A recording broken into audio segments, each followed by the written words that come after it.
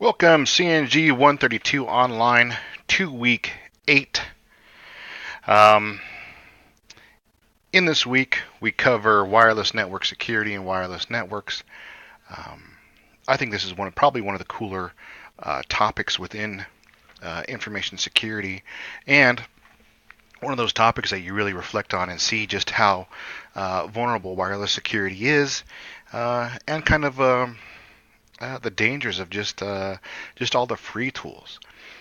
So with this week, um, we do have a test at the end of this week. Let's see.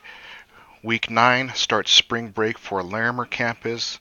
Um, so if you're at Larimer, make sure you take spring break next week. If you're not at Larimer and if you're at Boulder and Westminster, make sure you do the contents of week 9.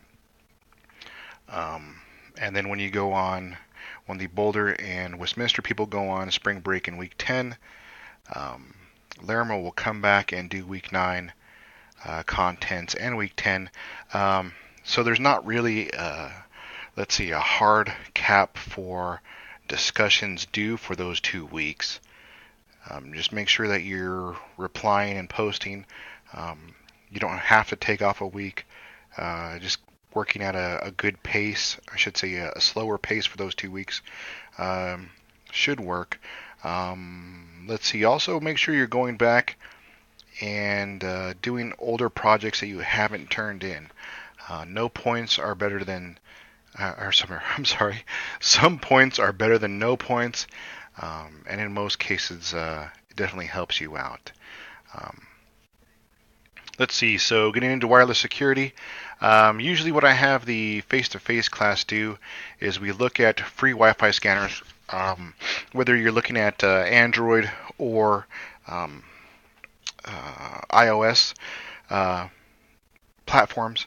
There are a whole bunch of free apps out there, and what we kind of do is take the hour and 15 minutes in class, and we kind of just do a walk around the perimeter at Front Range.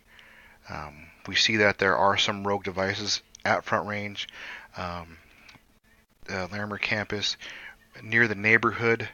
We also see that there are, um, let's see, SSIDs that have WEP security and not WPA. Yeah, WPA and WPA2, which is kind of concerning because we take a look at, if you look at YouTube real quick, you can see that there are videos on how to crack these um, the Wi-Fi passwords. It doesn't take very long. When I was doing the College Now program, which involved high school students, we learned just how fast it took to um, crack a Wi-Fi signal. Not very long. It's very very shorter than you see. Um, a lot of these, like I said, are free. They do take some learning curve to them to figure out what's going on, but it should not be too hard to discern the topics. Make sure you focus on, say, if you go out this week, make sure that Wi-Fi analyzer is on your phone and just take a look at the stuff around you when you're having dinner or lunch. You'll see just how insecure the world is around us. There was also a email sent to me, let's see, from another student that had security issues. I'm trying to look for it right now. And I'll post that. It's about ransomware um, in the Denver Post.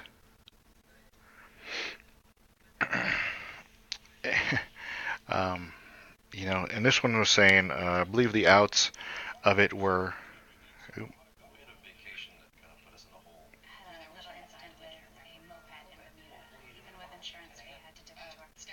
No.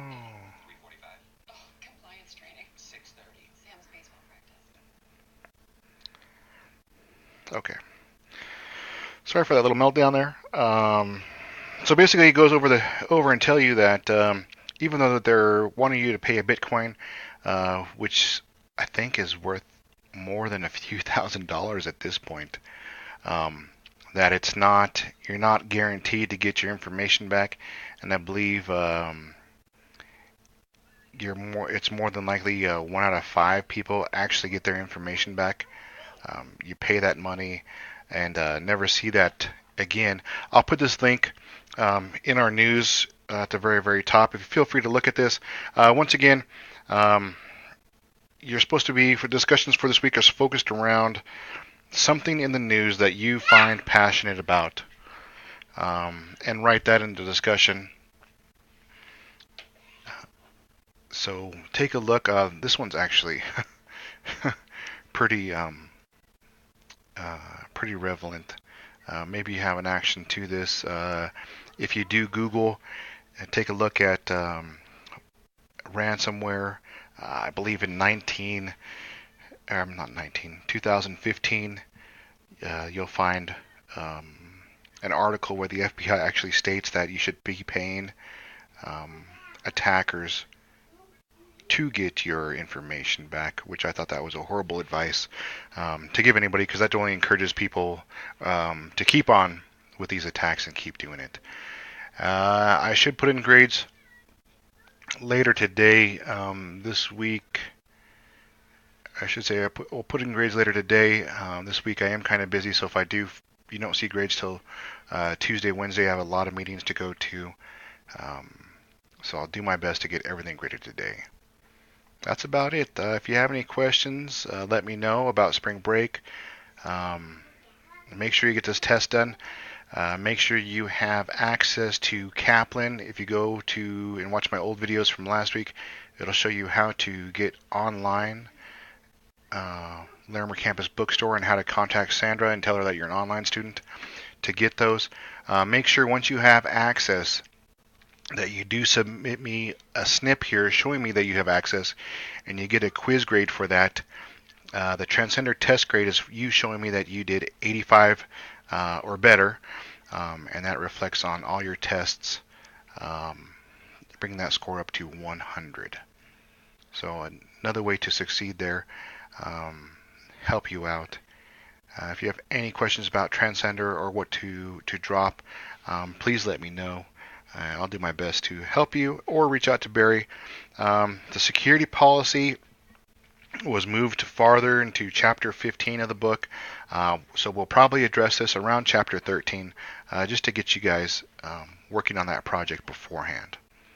Have a good week, and I'll check in again.